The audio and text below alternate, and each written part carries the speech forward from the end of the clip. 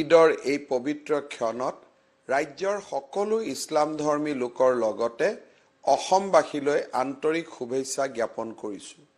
মাহজোৰা ৰমজানৰ ৰোজা সমাপ্ত কৰি ঈদ উদযাপনেৰে বিশ্ব শান্তি আৰু ভাতৃত্ববোধৰ বাৰ্তা প্ৰেৰণ কৰাৰ সময়ে কিন্তু শান্তি সমন্বয় আৰু সম্প্ৰীতি ৰক্ষাৰ পবিত্ৰ উৎসৱ হিচাপে ঈদৰ মহত্ব সকলোৰে হৃদয়ত উজ্জ্বল হৈ আছে, থাকিব।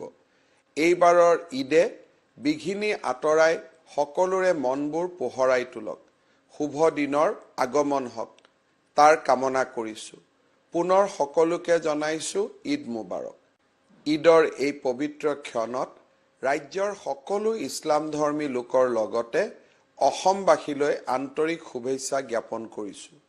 মাহজোৰা ৰমজানৰ ৰোজা সমাপ্ত কৰি ঈদ উদযাপনেৰে বিশ্ব শান্তি আৰু ভাতৃত্ববোধৰ বাৰ্তা প্ৰেৰণ কৰাৰ সময়ে কিন্তু শান্তি সমন্বয় আৰু সম্প্ৰীতি ৰক্ষাৰ পবিত্ৰ উৎসৱ হিচাপে ঈদৰ মহত্ব সকলোৰে হৃদয়ত উজ্জ্বল হৈ আছে, থাকিব। এইবাৰৰ ঈদে বিঘিনি আঁতৰাই সকলোৰে মনবোৰ পোহৰাই তোলক। শুভ দিনৰ আগমন হওক, তাৰ কামনা কৰিছোঁ।